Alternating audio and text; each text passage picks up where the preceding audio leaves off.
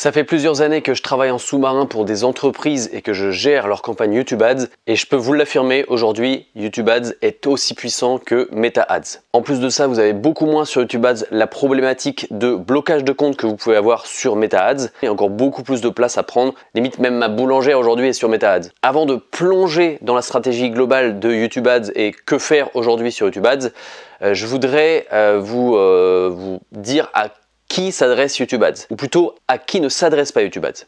Donc je ne recommande pas d'utiliser YouTube Ads pour certaines entreprises, notamment en B2B, très spécifiques qui vendent des services. Là, pour le coup, dans certains cas, je recommande vraiment d'aller sur le search, sur le Google Search. C'est ce qui va le mieux fonctionner. De même, si vous avez un e-commerce, ok, peu importe la niche, c'est pas YouTube Ads que je vais vous recommander en premier lieu.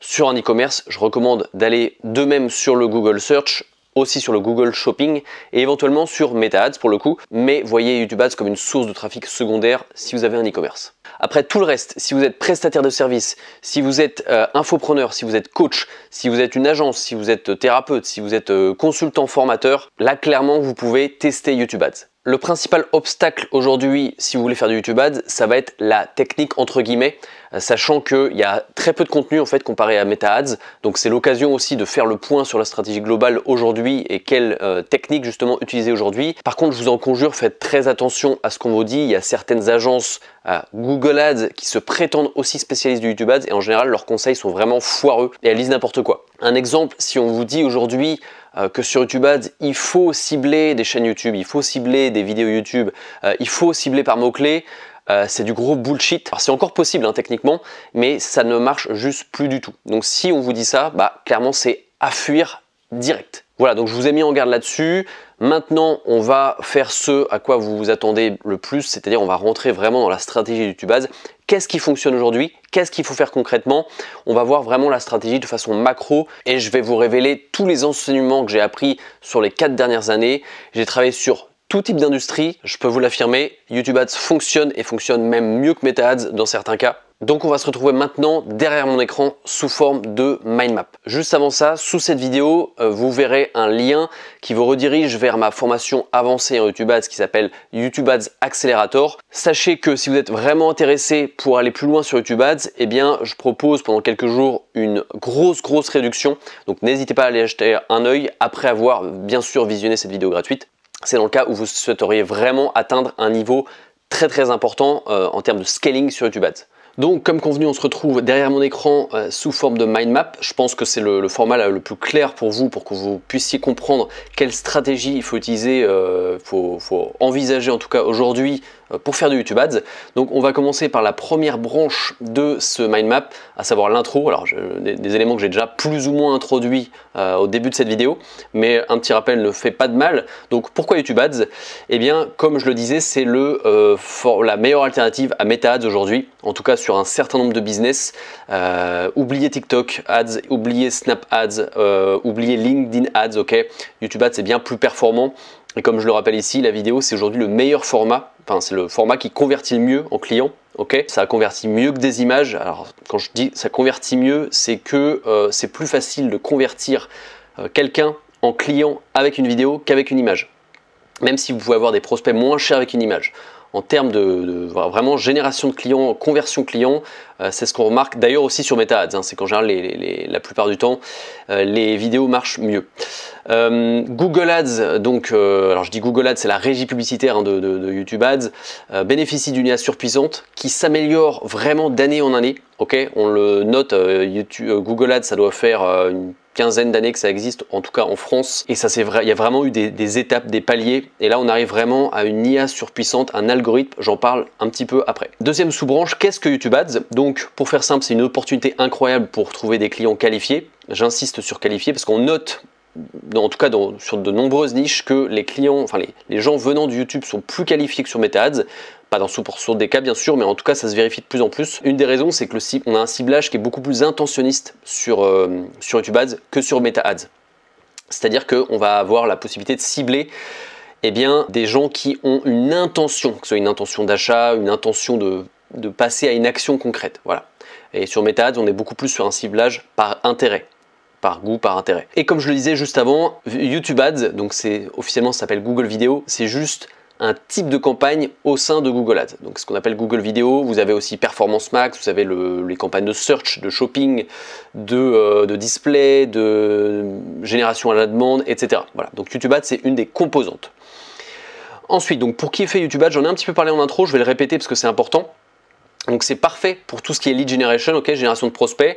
Donc je leur dis ici, un prestataire de service, infopreneur, coach, thérapeute, agence, voilà, il y a déjà pas mal de choses ici. Donc prestataire de service, idéalement B2C, mais il y a du B2B aussi, le B2B peut marcher aussi avec YouTube Ads, même si pour le coup je recommande plus le search pour tout ce qui est B2B, en tout cas sur des prestations de services vraiment spécifiques, ok.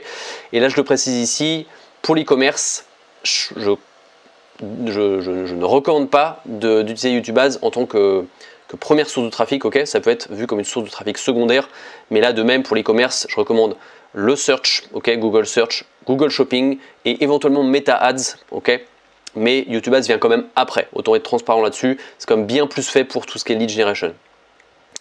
Donc on passe à la deuxième branche principale, donc c'est tout ce qui est prérequis. Donc là c'est vraiment, on pense même pas à lancer sa campagne, on a vraiment tout ce qui est en amont, ok, paramétrage en amont. Donc la première chose dans ce qui concerne les prérequis, c'est d'avoir bien sûr un funnel complet. Et là je vois trop de fois l'erreur où des gens viennent me voir et me disent j'aimerais tester YouTube Ads. Donc je leur dis qu'est-ce que tu entends par tester YouTube Ads? Bah voilà, j'ai une page, je veux juste obtenir des leads et obtenir le plus de leads possible. Et là, je commence à leur demander, ok, et c'est quoi ton système de vente ensuite? Et là, on me répond, là, il est pas mis en place, mais je veux juste récupérer beaucoup de leads pour ensuite vendre, peut-être dans 1 mois, 2 mois, 6 mois. Donc, c'est pas du tout ce que je recommande. Il faut vraiment avoir un funnel complet de A à Z qui va aussi bien de la première page, donc la page de capture en général, la landing page, jusqu'à la page de confirmation de commande. Et éventuellement jusqu'à l'upsell. Il faut vraiment avoir le funnel complètement mappé, ok, et ne pas oublier d'étapes. On n'est pas là pour tester parce que c'est beaucoup d'argent, hein, la publicité, peu importe le média que vous utilisez. On n'est pas là pour balancer de l'argent en l'air, on n'est pas là pour tester. Donc si vous devez tester, c'est avec un funnel complet. Donc système de vente en place. Idéalement aussi j'ai mis une stratégie organique déjà mise en place et validée. Okay, c'est-à-dire que si vous avez déjà un compte LinkedIn sur lequel vous faites du contenu et sur lequel vous arrivez à avoir des prospects puis des clients, une chaîne YouTube, un compte Instagram, etc., un compte TikTok. Voilà. Donc idéalement c'est bien d'avoir une stratégie organique validée déjà mise en place. Et comme je disais juste avant, prévoir une page de capture, ok, là je pars du principe que vous faites de la lead generation. N'essayez en aucun cas de vendre directement, ok, sur YouTube Ads, c'est-à-dire que vous avez votre pub et votre landing page, c'est une page de vente, ça ne fonctionne pas. C'est pour ça que c'est pas très recommandé pour l'e-commerce, c'est que les gens n'achèteront pas. Donc voyez-le plutôt comme vraiment une source de trafic primaire pour de la lead generation. Donc on passait toujours par une page de capture d'email à faire systématiquement. Voilà. Les outils, donc là j'ai été au plus simple, là, on peut ajouter beaucoup d'outils, ok, mais là j'ai vraiment le basique, enfin tout ce qui est vraiment prérequis. Donc un compte Google Ads bien sûr, que vous créez à partir de votre compte Gmail. Une chaîne YouTube, donc je recommande, si vous avez déjà une chaîne YouTube qui vous sert à créer du contenu, je vous recommande de créer une deuxième chaîne qui vous servira de stockage de vos ads, ok. J'aime bien segmenter les activités en général, donc créer une chaîne YouTube secondaire pour stocker vos publicités. Un site web bien sûr, c'est là-dessus qu'on mettra le pixel et que vous pourrez faire votre tracking. Et je l'ai mis ici optionnel, mais c'est quand même vivement recommandé, Google Tag Manager. J'en parle un petit peu après, mais c'est quand même, voilà, en 2024 et plus, c'est quand même intéressant d'avoir un outil puissant comme Google Tag Manager. On est dans le tracking maintenant, donc on va reparler un petit peu de Google Tag Manager, mais le tracking, donc c'est aussi vital hein, aujourd'hui de traquer vos ventes, vos ventes et vos actions de conversion en général. Donc un petit point sur l'algorithme de Google Ads, il est basé sur le machine learning. Plus vous allez nourrir l'algo, plus le machine learning aura de facilité à trouver vos clients en automatique. Donc c'est comme ça qu'il faut voir aujourd'hui l'algorithme de Google Ads, c'est que plus vous allez dépenser de budget, plus l'algorithme va être en mesure de comprendre c'est quoi pour vous un prospect, c'est quoi pour vous un client. Alors, en faisant pas mal de recoupement d'informations, il va être en mesure d'identifier le profil type de c'est quoi un client, c'est quoi un prospect pour votre business. Et c'est comme ça en fait qu'on va nourrir l'algorithme. Donc l'algorithme, voyez-le vraiment comme un enfant qu'on cherche à éduquer. Donc au début, il ne connaît pas grand-chose, il n'a pas de compétences, donc on va lui inculquer certaines compétences. Et pour ça, on va le nourrir d'informations, ok? Et ça se fait via le budget que vous allez dépenser, mais surtout via les actions de conversion que vous allez pouvoir enregistrer au niveau de vos campagnes et de votre compte. Donc les actions de conversion, c'est des actions que vous considérez comme importantes pour votre entreprise. Donc plus les performances vont s'améliorer, plus on va pouvoir mettre de budget et plus on va faire croître notre entreprise. C'est ce qu'on appelle le scaling. Okay, alors c'est un mot qu'on utilise un petit peu trop facilement à mon goût. Quand on me dit par exemple, vas-y tu peux mettre du budget, vas-y scale, mais qu'en parallèle on n'a pas de système pour traquer les ventes, parce que c'est plus compliqué de traquer les ventes en général, on ne peut pas parler de scaling. Okay, le scaling, ça prend vraiment tout le cycle qui va de la pub jusqu'à la vente. Donc ce terme de scaling à utiliser avec parcimonie, parce qu'on l'utilise un petit peu trop à tort et à travers. Ouais, je vais scaler, ok, mais pour scaler, il faut être en mesure de traquer les ventes. Attention, si vous nourrissez mal l'algo, vous risquez d'attirer des mauvais prospects et donc de perdre beaucoup d'argent.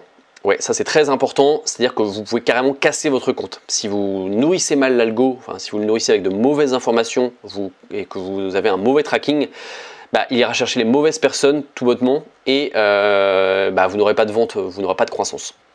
Donc très attention, n'allez pas au plus simple, c'est-à-dire que je vous donne un exemple, j'ai travaillé avec un client pendant quelques mois, notre lead magnet, c'est-à-dire notre aimant à prospect, c'était une formation gratuite et il expliquait comment il avait fait pour réaliser 1 million de chiffre d'affaires sur 12 mois. Ce qui est vrai, c'était pas du bullshit, sauf que ça a attiré énormément de gens peu qualifiés. Bah ouais, forcément ça donne des étoiles dans les yeux quand on parle de générer 1 million d'euros sur un an, forcément ça fait rêver. Donc on a attiré, alors on avait des prospects à 60 centimes, donc c'est très cool sur le papier, sauf que ça n'achetait pas du tout et on se dirigeait vers des prospects extrêmement peu qualifiés, donc c'est pas ça qu'on cherche. Okay, donc attention à ne pas nourrir l'algo de mauvais prospects entre guillemets. Donc comment traquer? Alors la meilleure option, comme je le disais, c'est Google Tag Manager. Donc Google Tag Manager, pour vous donner un petit peu une définition de ce que c'est, en fait c'est un outil de Google, c'est une sorte d'agrégateur de balises, de tags en anglais, qui va vous permettre de tout gérer depuis cette plateforme. Donc vous savez, si vous avez déjà fait de la publicité, en général on utilise des scripts, des pixels, etc. qu'on va déployer sur tout notre site. On va aussi créer des codes event qui vont nous permettre de déclencher des actions de conversion. L'idée de Google Tag Manager, c'est de juste mettre un script, donc le script Google Tag Manager qu'on va déployer sur toutes nos pages, et ensuite de travailler directement sur Google Tag Manager. Donc ça évite les accidents, ça évite de casser son site, faites très attention. Donc pour éviter les accidents, je recommande vraiment Google Tag Manager. En plus, c'est beaucoup plus simple. Vous serez beaucoup plus productif sur Google Tag Manager, donc je vous conseille vraiment de l'utiliser, c'est game changer. D'ailleurs, si vous recherchez un prestataire ou une agence Google Ads spécialisée notamment en lead generation, je ne parle pas en e-commerce, je parle vraiment en lead generation, faites le test et demandez-lui si elle utilise Google Tag Manager. Si la réponse est non, je vous recommande peut-être d'aller voir ailleurs. Pour moi, aujourd'hui, c'est indispensable d'utiliser Google Tag Manager. Donc la deuxième solution, c'est le Gtag, donc c'est le pixel Google Ads. Alors c'est la solution la plus ancienne, on va dire. Donc c'est tout bonnement mettre le pixel Google sur toutes vos pages et on va déclencher avec un autre script les conversions via un code event. Donc c'est un petit peu archaïque. Pour le e-commerce en général c'est plus conseillé parce que c'est plus compliqué d'utiliser Google Tag Manager sur le e-commerce. Mais voilà, tout ce qui est lead generation, encore une fois Google Tag Manager. Et Google Analytics, alors je ne vais pas entrer dans les détails, mais c'est vraiment l'option la moins recommandée aujourd'hui. Voilà. Après, vous pouvez mettre en place un tracking Google Analytics, mais juste pour l'observation. Okay, n'en faites pas votre système de tracking principal. Okay, c'est juste pour observer les conversions Google Analytics si vous le souhaitez. Mais ne vous basez pas sur ce tracking pour prendre des décisions. C'est tout ce que je vous dis. Quelle conversion traquer? Donc on distingue les macro-conversions des micro-conversions. Donc les macro-conversions, ce sont les conversions qui ont une importance non négligeable pour votre activité. Donc typiquement, ça va être les leads, donc les prospects. Donc là, je le mets ici, c'est le minimum syndical à traquer, les leads. On les traque généralement via les pages de capture d'email, donc en général c'est la première page suite à la pub, c'est-à-dire vous avez la pub, vous cliquez dessus et vous arrivez sur la landing page et en général, vous avez une page avec un formulaire d'inscription et c'est ce qui va nous servir à traquer les leads. Voilà, donc c'est le minimum syndical. Les ventes, bien sûr, alors pour l'e-commerce, c'est assez simple de traquer les ventes. En général, vous avez juste à mettre un script sur, que ce soit Shopify ou autre. Hein, si c'est PrestaShop, il faudra passer par des modules. Mais en gros, vous trouverez facilement un tuto pour vous expliquer comment traquer les ventes. Dans le cas de la lead generation, ça peut être un petit peu plus challenging parce qu'en général, on fait des ventes par téléphone. Enfin, ça peut arriver. Ce qu'on appelle des ventes high ticket. Donc c'est ce qu'on appelle des ventes offline, enfin des conversions offline, hein, hors ligne, qui ne se déroulent pas sur le site web directement. Donc là, on devra utiliser un procédé un petit peu plus élaboré. Donc j'ai mis ici quelques exemples, Jiklead, Aeros. Moi j'utilise Aeros énormément sur la plupart de mes clients. Bon là c'est un petit peu plus avancé, je ne vais pas rentrer dans les détails, mais sachez que le minimum syndical, c'est vraiment au moins d'être en mesure de traquer les leads pour commencer. Okay.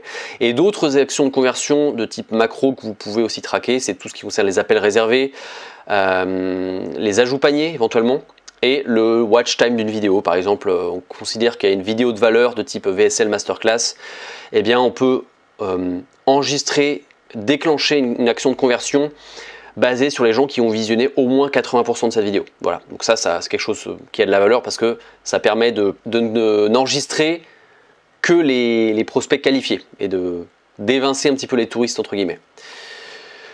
J'ai rajouté ici une petite branche, 2 raisons de contacter l'assistance technique de Google Ads. Donc usez-en, hein, l'assistance c'est gratuit, donc n'hésitez pas à... Moi ça m'arrive souvent pour des trackings un petit peu complexes, enfin de faire appel à eux. Donc il y a 2 éléments importants pour lesquels vous pouvez avoir affaire au support Google Ads. J'entends bien l'assistance technique de Google Ads pour vous aider à paramétrer le tracking, donc tout ce qui est Google Tag Manager, suivi avancé des conversions. Donc suivi avancé des conversions, c'est la façon la plus moderne de traquer vos conversions. Là encore une fois, je ne rentre pas dans les détails, mais disons que Google Ads s'oriente vers ça de plus en plus. Okay, donc là, n'hésitez pas à les contacter en disant je souhaite mettre en place le suivi avancé des conversions. Et autre chose aussi, donc là c'est plus d'un point de vue légal, pour être en règle et en conformité avec les normes européennes, tout ce qui est RGPD aussi. Vous savez que le RGPD, ça fait depuis 2018 qu'on en parle. Il y a pas mal de choses qui ont évolué. Là, je vais pas en parler parce que c'est pas le but de cette petite formation, mais en tout cas, n'hésitez pas à utiliser le support Google Ads, l'assistance technique pour vous aider à être en conformité avec tout ce qui est normes européennes. Un petit mot sur le remarketing qu'on appelle aussi retargeting, hein. C'est le fait de recibler les gens qui nous connaissent déjà. Okay, donc très important à configurer le plus tôt possible. Donc pour tout ce qui est remarketing et visiteur site web, ça se fait via le pixel. Okay, donc une fois que vous aurez déployé le pixel sur toutes les pages de votre site, eh bien vous pouvez créer des audiences de remarketing. Donc vous pouvez créer des audiences de type tous les visiteurs, tous vos leads, tous vos clients. Pareil, hein, vous pouvez créer, c'est un peu, il n'y a pas de limite, hein, vous pouvez créer une audience basée sur les gens qui ont cliqué sur tel ou tel bouton, qui ont soumis tel ou tel formulaire, etc. Et les audiences remarketing YouTube, donc ça c'est vraiment spécifique à YouTube Ads. Alors si vous avez une grosse chaîne YouTube et sur laquelle vous faites du contenu, dites-vous que c'est une mine d'or, ok? C'est vraiment une mine d'or parce que vous allez pouvoir recibler via vos pubs les gens qui voient vos vidéos organiques, les gens qui likent vos vidéos, les gens qui partagent vos vidéos, les gens qui sont abonnés à votre chaîne. Tout ça, vous allez pouvoir en créer des audiences et les recibler lorsque vous serez prêt à faire des pubs pour votre offre payante, on va dire. Donc très très important, la règle, bien sûr personne ne le sait, donc je vous le dis quand même, mais la règle c'est on crée sa chaîne YouTube, le même jour on crée ses audiences de remarketing. Donc très très important, tout simplement parce que malheureusement c'est pas rétroactif, on ne peut revenir en arrière que 30 jours, ok. Google va chercher les données jusqu'à 30 jours avant, mais malheureusement on ne peut pas les chercher jusqu'à 6 mois, 1 an, 5 ans, donc ça peut faire de la perte potentielle, donc faites-le dès que vous avez vu cette vidéo, c'est très important. Je crois que c'est bon pour tout ce qui est prérequis. Donc maintenant, on va passer à la branche suivante, tout ce qui est la création des publicités, donc les fameux YouTube Ads. Hein. Donc l'objectif d'une publicité, que ce soit sur Meta, sur YouTube, peu importe, c'est de vendre le clic. Vous ne cherchez pas dans un premier temps à vendre votre produit. Okay, ça se fait vraiment étape par étape, chaque étape du funnel en fait. Et la première étape du funnel, c'est d'arriver sur le funnel, ok. Même pas de laisser son adresse email, hein, c'est juste au moins d'arriver sur le funnel. C'est pour ça que c'est important d'avoir une publicité qui engage afin de faire en sorte que les gens arrivent sur votre landing page. Donc le premier objectif de la pub, au-delà de d'éduquer, c'est de vendre le clic. Okay, l'élément le plus important de la pub, c'est le hook, okay, donc l'accroche en français. Donc l'idée, c'est de tout faire pour que les viewers ne passent pas l'annonce, ne skippent pas l'annonce au bout de 5 secondes. Vous savez, donc ça, c'est les annonces qu'on va utiliser le plus, ce qu'on appelle les annonces de type in-stream désactivable. Et c'est du coup une publicité vidéo qu'on peut skipper au bout de 5 secondes. L'idée, ça va être de créer un hook puissant dans un premier temps pour que la personne ne passe pas l'annonce, mais aussi histoire de conditionner la personne à regarder le plus possible de la vidéo. Et bien sûr, de cliquer. Donc ce que je recommande, c'est de créer au moins 2 ads pour speed tester. C'est pas une bonne pratique de mettre un seul ad parce que vous pouvez vous rendre compte qu'il y a un ad qui est beaucoup plus puissant qu'un autre. Okay, donc c'est bien de mettre toujours en compétition au moins 2 publicités. Et une technique de productivité que je vous recommande, c'est de créer plusieurs hooks et plusieurs cores. Donc typiquement, je vais pouvoir créer une combinaison et proposer 3 hooks différents avec 2 cores, ce qui me fera un total de 6 ads assez facilement produits en fait. On n'aura pas besoin de créer from scratch 6 ads, on pourra faire une combinaison en fait des hooks et des cores. Voilà, donc c'est une petite technique de productivité qui vous permet de tester rapidement à la fois les hooks et les cores. Je crois qu'on est bon pour les publicités, hein, c'est vraiment l'essentiel, c'est vraiment des stratégies globales, est ce que je vous recommande. En ce qui concerne votre dashboard, hein, le tableau de bord et les KPIs, donc les indicateurs à utiliser. Donc il y a je distingue les micro KPIs et les macro KPIs. Donc les micro KPIs, c'est les indicateurs vraiment au niveau de Google Ads, de la régie, et les macros, c'est plus au niveau de votre business. Donc dans les micros, ce que je vous conseille spécifiquement à YouTube Ads, c'est le CTR, de suivre le CTR. Donc le CTR, c'est le taux de clic, un click-through rate. Sur YouTube Ads, je vous recommande d'avoir un CTR d'au moins 1%. Alors c'est pas catastrophique s'il est à 0,70 ou 0,80. Disons que c'est quelque chose qu'on essaie de viser. Okay, c'est une sorte de CTR cible, on essaie de l'atteindre. S'il est au-delà de 1%, c'est vraiment super. 1,50%, c'est excellent. Au-delà, j'en parle même pas. Donc voilà, essayez de viser dans la mesure du possible 1%. Mais dites-vous que si vous avez un CTR de 0,20%, il va falloir retravailler vos ads parce qu'elles ne sont pas assez, elles vont pas être assez engageantes. Okay, on a ensuite le taux de vue, qui est le ratio impression sur vue. Okay, sachant qu'une vue sur YouTube, c'est quelqu'un qui visionne au moins 30 secondes d'une vidéo. Donc le taux de vue, je vous recommande d'avoir un taux de vue à au moins 15%, je ne l'ai pas précisé ici, mais c'est bien d'obtenir un taux de vue de 15%. De même, ça permet de vous donner une bonne indication sur est-ce que vos publicités, est-ce que les gens s'arrêtent suffisamment sur vos publicités. S'il est de 3%, c'est clairement insuffisant et c'est que les gens décrochent rapidement et que ils ne vont pas jusqu'au bout en fait. Donc très important d'essayer de maximiser aussi le taux de vue et de le suivre surtout. Le CPV, donc c'est le coût par vue, donc ça c'est assez informatif, ok. Le coût par vue, donc je vous rappelle, une vue c'est 30 secondes de visionnage au moins d'une vidéo. Le coût par vue, donc c'est assez informatif. Là, ça va vous donner, si vous avez un coût par vue important, c'est souvent que vous diffusez sur des chaînes qui sont assez compétitives, où il y a beaucoup de concurrence, donc ça peut faire élever le coût par vue. Mais il n'y a pas énormément de choses à faire pour diminuer le coût par vue. C'est une métrique plus informative que optimisable. De même pour le CPM, c'est important de le suivre, mais pareil, il y a assez peu de contrôle dessus. Ça dépend de plusieurs facteurs, alors notamment le pays où vous faites de la pub. Par exemple, on va avoir un CPM inférieur en France qu'en Suisse, par exemple. Donc le CPM, pour vous en dire un mot, bien sûr, c'est le coût par 1000 impressions. Okay, donc c'est combien ça va vous coûter pour diffuser 1000 fois une publicité. Okay, ça dépend donc du pays, ça dépend de la saisonnalité, c'est-à-dire qu'on peut avoir un CPM qui augmente aux périodes de Noël, durant le Black Friday, etc. Donc on a assez peu de contrôle finalement sur le CPM. Dites-vous aussi que plus vous ciblez large en termes d'âge, en termes de ciblage, au global, hein, plus vous ciblez large, plus Google Ads va réduire vos CPM. Et on arrive enfin aux macro KPIs. Donc on a tout d'abord le CPL, alors c'est le coût par lead, hein, le coût par prospect, le coût par vente, bien sûr, important de le suivre. La valeur de conversion, donc c'est le CA, okay, mais Google Ads appelle ça de la valeur de conversion. Le ROS, donc c'est le Return on Ad Spend, c'est le rapport entre la valeur de conversion, donc le chiffre d'affaires, et le coût publicitaire. Donc typiquement, j'ai investi 1 euro en pub et j'ai en retour 2 euros de chiffre d'affaires, et ben j'aurai un ROS de 2. Voilà. Et la marge qui est aussi un indicateur très important à suivre.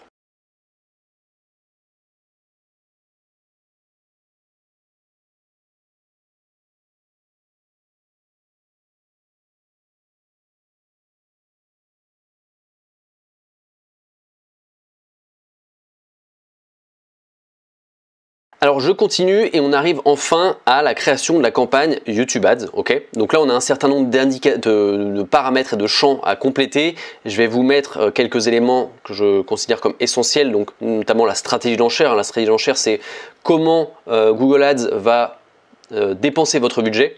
Donc vous allez commencer par maximiser les conversions. Okay, c'est la stratégie d'enchère qui va vous permettre de dépenser assez facilement et donc de tester beaucoup de choses et finalement de donner de la nourriture rapidement à l'algorithme. Okay, donc je vous recommande vraiment de commencer par maximiser les conversions, ça va permettre d'apporter de la traction. Okay.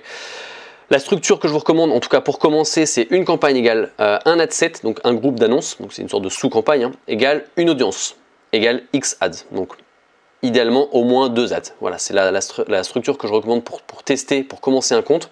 Après, il y a d'autres structures un peu plus complexes qu'on pourra utiliser pour scaler, mais en tout cas pour commencer, c'est ce que je recommande. Commencez avec des audiences très étroites de type remarketing, segment personnalisé. Okay, n'allez pas chercher des audiences trop larges parce que l'algo risque d'être perdu. Il a besoin de trouver des gens assez facilement pour se nourrir. Okay, donc allez sur des audiences de type remarketing. C'est très bien le remarketing pour commencer. Hein. N'hésitez pas, hein, si vous avez une grosse chaîne YouTube, commencez avec du remarketing.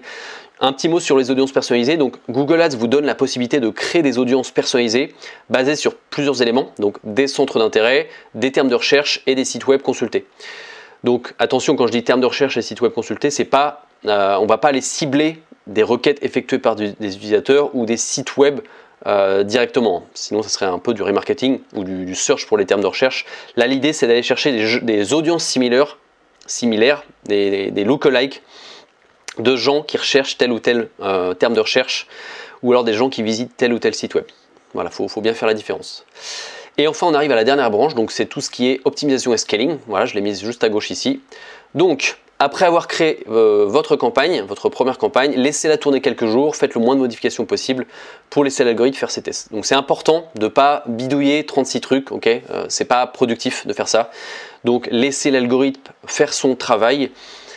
Si les performances vous conviennent, augmentez le budget au bout de 6-7 jours, 10-20%. Okay, ça, c'est vraiment si vous voulez être conservateur. Vous pouvez, moi, parfois, avec certains clients, on est beaucoup plus agressif parce qu'on fait des lancements et on augmente le budget tous les jours. Okay, mais ce n'est pas forcément votre cas. Donc, si vous voulez être un peu plus conservateur, n'hésitez pas à augmenter petit à petit et prendre votre temps. Lorsque le compte enregistre 100 conversions sur 30 jours, commencez à faire des tests sur la stratégie d'enchère CPA cible. Donc, un petit mot sur le CPA cible. C'est du machine learning avancé. Donc en gros, le CPA cible, c'est la stratégie d'enchère maximiser conversion sous stéroïdes. C'est-à-dire que vous allez donner le signal à l'algorithme d'aller chercher des conversions avec un capping de coût par conversion. Je vous donne un exemple. Imaginons que vous ayez dans votre historique sur votre compte Google Ads des CPL, des coûts par conversion à 10 € et que ça vous convient. Et bien vous allez demander à l'algorithme d'aller chercher des conversions et vous allez définir un CPA cible de 10 €. Alors en général, on l'augmente un peu plus parce que si on met 10 € juste le vrai CPA, votre CPA réel, il y a un risque de non-diffusion. Donc en général, on le met un petit peu plus élevé, vous pouvez le mettre à 12-15 €. C'est pas pour autant que Google ira chercher des conversions à 15 €, ok, mais c'est en tout cas une bonne pratique. Et en fait, c'est comme ça qu'on va pouvoir scaler sur YouTube Ads avec le CPA cible. Et l'inconvénient de maximiser les conversions, c'est que quand vous augmentez votre budget, eh bien, en fait, Google Ads, l'algorithme ne va pas du tout aller chercher le coût par conversion, ça ne l'intéresse pas. Il veut juste aller chercher le plus de conversions possible. Ce qui fait que vous pouvez avoir des conversions à 40 € là où vous cherchez des conversions à 10 €. Donc le CPA cible, ça va permettre de réduire ce risque et de caper un peu ce coût par conversion. Donc à faire, mais vraiment quand on est en phase de scaling. Activer le ciblage optimisé. Donc ça, le ciblage optimisé, c'est une technologie assez récente sur Google Ads. Et en fait, lorsque vous activez le ciblage optimisé, vous allez aller chercher des audiences similaires, enfin d'autres bassins d'audience de type similaire aux audiences que vous avez sélectionnées dans votre campagne. Donc typiquement, vous allez, je sais pas moi, si vous cherchez à cibler les amoureux des chats, par exemple, eh bien le fait d'activer le ciblage optimisé va permettre à l'algorithme d'aller chercher sur des audiences, donc en dehors de amoureux des chats, mais qui sont susceptibles de convertir. Il fera des liens en fait, il va identifier des millions et des millions de profils et il va peut-être découvrir qu'il y a une corrélation entre amoureux des chats et je sais pas, fan de musique métal ou alors fan de cuisine indienne, j'ai n'importe quoi. Et du coup, il ira chercher des bassins d'audience qui qui correspondent, qui sont susceptibles de convertir. Donc pareil, là, ça peut être une stratégie de scaling très très puissante. Ok, donc je vous recommande aussi de l'utiliser, mais lorsque vraiment vous êtes en phase de scaling, lorsque l'algorithme a suffisamment de conversion au niveau du compte. Et donc, pour conclure, à mesure que le scaling augmente, dirigez-vous vers des audiences de plus en plus larges, donc de type affinité, données démographiques détaillées, segments sur le marché. Il y a tout un tas d'audiences que vous pouvez utiliser sur Google Ads. Donc ça se fait petit à petit, étape par étape, et c'est en tout cas une des étapes que je vous recommande à ce qu'on appelle le scaling horizontal, c'est-à-dire de tester de plus en plus d'audience, d'augmenter le budget. Ça, c'est plus du scaling vertical. Et en faisant un mix du scaling vertical et horizontal, eh bien on peut petit à petit dépenser 100 euros par jour, 200, 300, 500, 1000, 2000, 5000. J'ai déjà été jusqu'à 10 000 euros par jour et je vous parle pas de grosses sociétés, hein, je vous parle d'infopreneurs sur lesquels on dépensait 10 000 euros par jour tout en étant rentable bien sûr. Voilà donc la stratégie à adopter aujourd'hui si vous voulez vraiment scaler sur YouTube Ads. Encore une fois, si vous voulez aller plus loin et vraiment optimiser vos campagnes, si vous voulez comme moi dépenser plusieurs centaines, plusieurs milliers d'euros sur YouTube Ads tout en étant rentable bien sûr, c'est le but aussi, eh bien je vous invite à vous rendre dans le lien que vous trouverez sous cette vidéo et qui vous redirigera vers ma formation YouTube Ads avancée qui s'appelle YouTube Ads Accelerator. Je vous propose une grosse réduction pendant quelques jours, donc profitez-en. C'est vraiment une compétence rare YouTube Ads, donc que vous soyez média buyer ou bien que vous travaillez pour une entreprise, que ce soit celle de quelqu'un d'autre ou la vôtre, c'est clairement une compétence qui va prendre de la valeur dans les mois à venir et dans les années à venir, donc profitez-en maintenant.